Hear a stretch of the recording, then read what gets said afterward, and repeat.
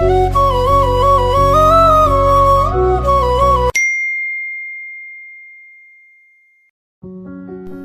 ফ্রেন্ডের কাছ থেকে এই কথা শুনে আমার মাথা অনেক গরম হয়ে যায়। আর যাই হোক, নিজের বউ অন্য কারোর সাথে ডেটে যাবে এটা কখনো মেনে নেওয়া যায় না। অনেক হয়েছে দিশার বাড়াবাড়ি, এইবার এর একটা বিট করতে হবে। যে করে হোক ওদের ব্রেকআপ করাইতে হবে, এইসব মনে মনে ভাবতেছিলাম। তো আমি আমার ফ্রেন্ডদের বলি, আচ্ছা দোস্ত তোরা থাক, আমি একটু বাসায় যাব, আমার শরীরটা ভালো করতেছে না। আমার ফ্রেন্ডরা বলে যে একটু আগেই তো তুই চাঙ্গা ছিলি, এখন আবার কি হইলো? আমি ওদের হাইসা বলি, আরে বাট্টা বয়স হয়েছে না, কখন কি হয় বলা যায়। ওরা বলে যে তোর তো মাত্র 16 বছর বয়স হইলো, তাতেই তোর অনেক বয়স হইয়া গেল। আব্বে হাল্লা, তাতে কি, আমার তো বিয়ে হয়ে গেছে। এইটা বইলা আমি আমার ক্লাস থেকে ব্যাগটা নিয়ে স্কুল থেকে বেরিয়ে পড়ি। আমাকে এখন লেকের পাড়ে যাইতে হবে। আমাদের স্কুল থেকে ওই জায়গাটা বেশি দূরে না, সাইকেলে করে গেলে 10 মিনিট মতো লাগবে। তো আমি কিছুক্ষণ পর লেকের পাড়ে চলে আসি। এইখানে আইসা তো আমি পুরাই শক খায়া যাই। যেই দিকেই তাকাই সেই দিকেই কাপল আর কাপল। নিজেকে কেন জানি রোহিঙ্গা রোহিঙ্গা মনে হইতেছিল। আমি আশেপাশে তাকায়া দিশারে খোঁজা শুরু করি। এখানে যারা আসছে তাদের কি লজ্জা শরম বলতে কিছুই নাই? পাবলিক প্লেসে এরা ওপেন কিস করতেছে, ভাই রে ভাই। দিশার ওপর খুব রাগ উঠতেছে, না জানি তাকেও। এসব ভাবতেই মাথাটা চক্কর দিয়ে ওঠে। দিশা কুত্তি, তোরে একবার শুধু খুঁজে পাই, তোর কপালে আজ শনি আছে বলে দিলাম। অনেক খোঁজাখুঁজি করলাম কিন্তু তাদের চিহ্ন মাত্র পাইলাম না। অনেকটাই ক্লান্ত হয়ে গেছি, তাই একটু রেস্ট নেওয়ার জন্য একটা মোটা গাছে হেলান দিয়ে বসে পড়লাম। ঠিক তখনই গাছের ওই পাশ থেকে শব্দ আসে, বাবু তুমি আমাকে কখন বিয়ে করবা? এই ভয়েসটা অনেক চেনা চেনা মনে হইতেছিল, এক্কেবারে দিশার ভয়েসের মতো। ওই পাশ থেকে আবার একটা ছেলে বলে, করবো সোনা, কিছুদিন পরেই তোমাকে আমার করে নিব। আমি আস্তে করে গলাটা বের করে দেখি, ও মা, দিশা জনির ঘাড়ে মাথা রেখে সব বলতিছে। দিশাকে এমন অবস্থায় দেখে মাথা থেকে ধোঁয়া বের হইতেছে। আমার এমন ফিল হচ্ছে যেন কেউ আমার মাথায় কেরোসিন তেল ঢেলে আগুন লাগাই দিছে। এইটা দেখে আমি সাথে সাথে আমার পকেট থেকে ফোনটা বের করি। তারপর তাদের 2 মিনিটের একটা ভিডিও রেকর্ডিং করি। বলা তো যায় না কখন কোথায় দরকার পড়ে।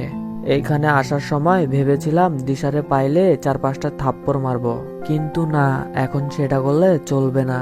কোনো এক মহান ব্যক্তি বলেছিল, রেগে গেলেন তো হেরে গেলেন। আমাকে এখন মাইন্ড গেমস খেলতে হবে। আমি বসা থেকে উঠে তাদের সামনে যাই। বাহ, ভালোই তো। আমাকে দেখে দিশা অনেকটা অবাক হয়ে যায়, হয়তো ও আমাকে এখানে আশা করে নাই। দিশা আমাকে বলে, তুই এখানে কেন? তুই আসতে পারলে আমি আসতে পারবো না? দিশা বলে, আমি কি সেটা বলেছি? আমি দিশার কথায় কান না দিয়ে জনিকে বলি, তা বড় ভাই, আমার বউয়ের সাথে তো আপনার ভালোই চক্কর চলতেছে দেখতেছি, জনি কিছু বলতেছে না? আমি আবার তারে বলা শুরু করি, আরে বড় ভাই, প্যারা নাই, চিল। আপনি তো প্রেম করতে পারেন, কিন্তু বিশ্বাস করেন ভাই, আপনার জন্য অনেক খারাপ লাগতেছে। হাজার হোক আপনি আমার বড় ভাই তো না? শেষে আপনি কিনা সেকেন্ড হ্যান্ড মেয়েকে। ছি ছি ভাই, আপনার থেকে এটা আশা করি নাই আমি। এই কথা শুনে দিশা বলে, ওই তুই কি বলতে চাইতেছিস? এইবার জনি ভাইয়ের মুখে কথা ফুটেছে। জনি বলে যে সেকেন্ড হ্যান্ড মানে? আমি বলি, আরে বড় ভাই, আমার কি দেখা আপনার ওই টাইপের ছেলে মনে হয়? মিয়া, ও আর কিছুদিন পর আমার মা, থুক্কু, আমার সন্তানের মা হইব, আর আপনি কিনা এমন একটা মেয়ের সাথে প্রেম করতেছেন। এটা বলতেই জনি ভাইয়ের মুখ দেখার মতো ছিল। এইদিকে দিশা আমারে বলে, ওই হারামি, তোর লজ্জা করে না এসব বলতে? আমি দিশার কথায় কোনো পাত্তা দিচ্ছি না। আমি আবার জনিকে বলা শুরু করি, ভাই আপনাকে তো আরো একটা গোপন কথা বলাই হয়নি। জনি তাড়াতাড়ি করে বলে, হ্যাঁ হ্যাঁ বলো ভাই, কি কথা বলবা বলো। আমি জনিরে বলি, না থাক ভাই, এটা না শোনাই বেটার। না না ভাই, তুমি বলো, প্লিজ বলো ভাই। না ভাই, এটা বলতে পারবো না আমি। এইটা বললে আপনি দিশার সাথে ব্রেকআপ কইরা দিবেন, আর ও তখন আমার ঘরে এসে পড়বো। তাই আমি আপনাকে এই গোপন কথাটা বলতে পারবো না। এইটা শুইনা জনি আমারে বলে, ভাই তোমার পায়ে পড়ি, কি কথা আমাকে বলো প্লিজ। আচ্ছা ভাই, আপনি যখন এত জোরাজোরি করতেছেন, তো আসেন একটু সাইডে আসেন, আমি আপনার সাইডে কথাটা বলতেছি। এইটা শুনে দিশা বলে যে তুই যা বলার এখানেই বল, আমার সামনে বল তুই কি বলবি। জনি বলে যে ভাই তোমার ওর কথায় কান দেওয়ার দরকার নাই, তুমি আমার সাথে আসো, সাইডে আসো। তারপর আমি জনিরে নিয়ে সাইডে আসি। দেন যত রকমের মিথ্যা কথা ছিল সব বলছি। আই হোপ এইগুলা শুইনা জনি দিশার সাথে ব্রেকআপ কইরা দিব। আমার কথাগুলা বলা শেষে জনি আমার থেকে দিশার কাছে চইলা যায়। তারপর দিশারে অনেক কথা বলতিছে। আমি একটু ওদের থেকে দূরে আছি, ওই জন্য স্পষ্ট কিছু শুনতে পাচ্ছি না, কিন্তু দূর থেকে বুঝতে পারতেছি যে ওদের মধ্যে ঝগড়া লাগছে। এর কিছুক্ষণ পর জনি চইলা যায়। আমি এক পা দুই পা করে দিশার পাশে এসে দাঁড়াই। দিশা আমার দিকে রাগি লুকে তাকায় আছে। কি হয়েছে বউ, তোমার চোখ মুখে এমন দেখাচ্ছে কেন? চুপ থাক শয়তান, কি বলছিস তুই ওরে? আর বলল তার নাকি অনেক জিএফ আছে, আমার মতো একটা মেয়ের সাথে যদি ওর ব্রেকআপ হয় তাহলে নাকি ওর কিচ্ছু আসতে যাবে না। দিশা কান্না ভেজা গলায় বলতেছে সব। আমি ওরে বলি, আমি তো তোর প্রেমিক পোলারে তেমন কিছু বলি নাই, শুধু বলছি তুই এইডসে আক্রান্ত। দিশা এটা শুনে অনেকটা অবাক হইয়া বলে, হারামজাদা তুই কি কখনো ভালো হবি না? আমি ওরে বলি, আরে আমি যদি এই মিথ্যাটা না বলতাম তাহলে তো তুই ওর আসল রূপ দেখতে পাইতি না। দিশা বলে যে এখন আমার নিজের উপর নিজেরই রাগ উঠতেছে, শালা ওই জয়না বেটা কোনোদিনও বউ পাবে না দেখিস। আমি আবার ওরে সিম্প্যাথি দিয়া বলি, কি আর করবি, যা হবার তা তো হয়ে গেছে, চল এখন আমরা দুজন বাড়ি যাই। কিসে যাব, আমাদের বাসা তো এখান থেকে অনেক দূরে, আমার সাইকেল সামনে দাঁড় করানো আছে, চল। এই বইলা আমি আর দিশার সামনে হাঁটতে লাগলাম। মনে মনে বেশ আনন্দে আছি আমি ভাবতেই পারি নাই যে এত সহজে এদের ব্রেকআপ করাইতে পারবো।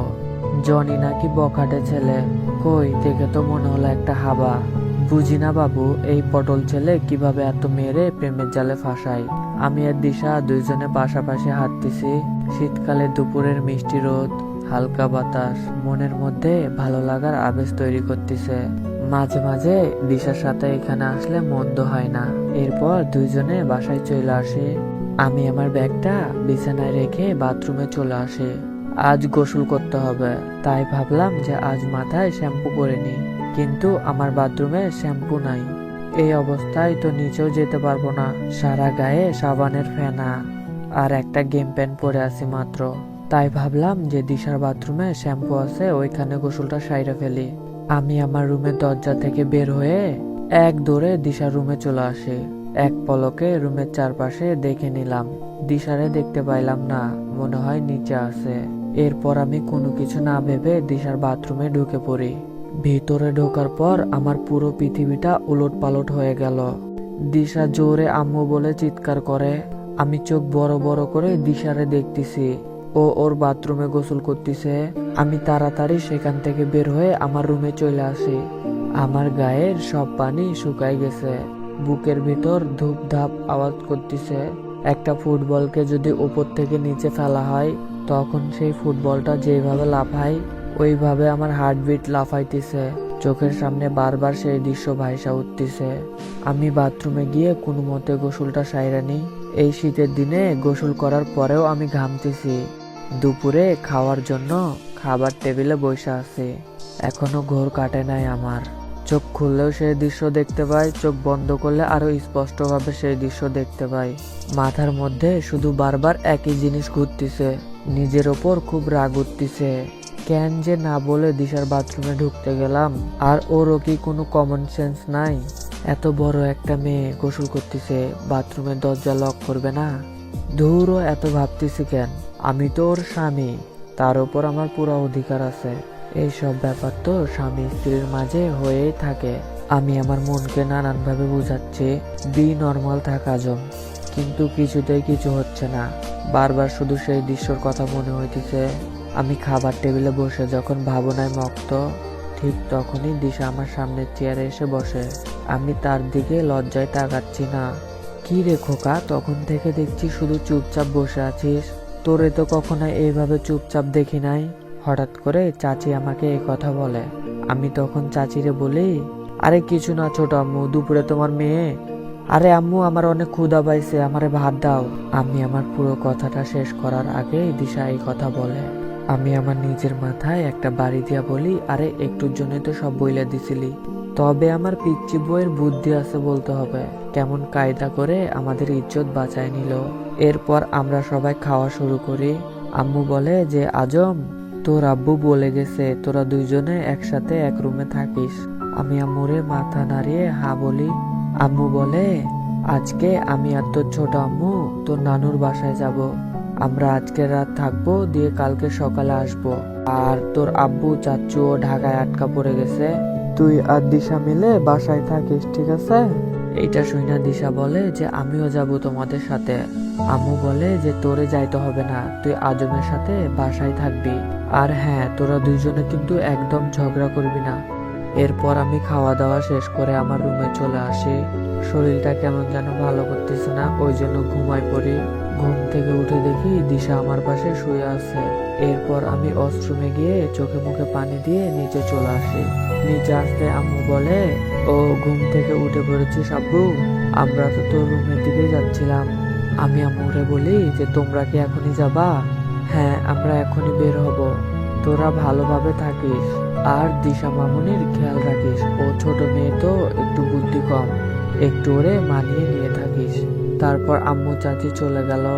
আমি আমাদের বাসার দরজা লাগিয়ে সোফায় বসে টিভি অন করে তামিল মুভি দেখতেছিলাম। রাত অনেক হয়ে গেছে। দিশা আমার পাশে বসে বসে বই পড়তেছে, আমি শুয়ে শুয়ে ফোন টিপতেছি। হঠাৎ আমার মাথায় একটা শয়তানি বুদ্ধি আসলো। আমি দিশারে বলি, দিশা একটু নিচে যাবি? ও বলে কেন? আমার জন্য এক গ্লাস পানি আনবি, আমার গলাটা শুকায় গেছে। ও সুন্দরভাবে বলে আচ্ছা যাচ্ছি। দিশা বিছানা থেকে উঠে পানি আনতে চলে গেল। আমি ওর পিছু পিছু চলে আসলাম। দিশা সিঁড়ি দিয়ে নিচে চলে গেল। আমি সিঁড়ির উপরে একটা জায়গায় বসে পড়লাম। ও যখন সিঁড়ি দিয়ে পানি নিয়ে উপরে আসবে, আমি তখন আচমকা বের হয়ে যাব, আর সে অনেকটা ভয় পাইয়া যাবে। সারাদিন ওরে একটুও জ্বালাই নাই, আর দুপুরের ঘটনার পর আমাদের একটু স্বাভাবিক হওয়া দরকার, এই ভেবে আমি এই প্ল্যানটা করি।